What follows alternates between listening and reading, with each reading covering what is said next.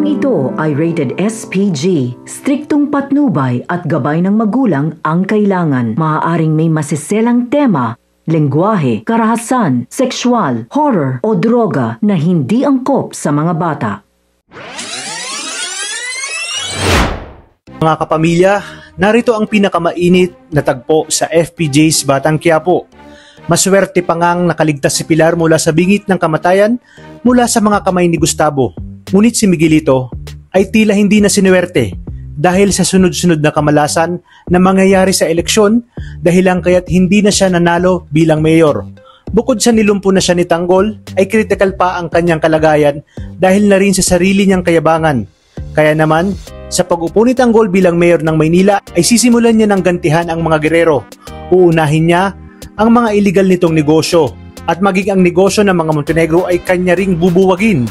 Kagaya ng dati, gagamitin niya ang kanyang grupo at mga kaibigan upang sumabotahe sa lahat ng malalaking transaksyon ng mga Montenegro at ng mga gerero.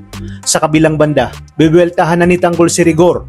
Ipapamukha niya kay Rigor ang mga binitawan nitong salita na hindi siya karapat-dapat maging mayor dahil wala daw siyang gagawing matino at sisirain niya lang ang buong Kamaynilaan. Si Mando ang papalit kay Colonel Cortez dahil walang bahid ng anumang katiwalaan at malinis ang track record nito. Hindi kagaya ni Rigor na maraming nilabag sa kanilang batas at kung hindi lang dahil kay Roberto ay hindi na nga ito makakabalik sa serbisyo. Dito lalong maiinggit si Rigor kay Mando, ngunit wala na siyang magagawa dahil si Tanggol na ang mayor at ito ang magiging boss nila. Dito kahit naging mayor na si Tanggol ay maangas pa rin itong si Rigor at pilit ngang hinahanapan ng butas at kasiraan ng ating bida. Hindi niya matanggap sa kanyang sarili na ang dating bata na kanyang inaalipusta, pinapahirapan at pinagmamalupitan, ngayon ay mayor na ng Maynila. Kaya naman, pagtatangkaan niya ang buhay nito, dala ng matinding inggit at galit, ngunit matinik ang ating bida at hindi uubra si Rigor sa kanya. Ito rin ang dahilan kaya't matatanggal na ng tuluyan si Rigor sa serbisyo. At sa paglipas ng mga araw ay makikiusap ito kay Tanggol at hihingi ng tawad. Maglulupasay ito sa iyak dahil ang reputasyong inalagaan niya ng matagal ay tuluyan ang mawawala.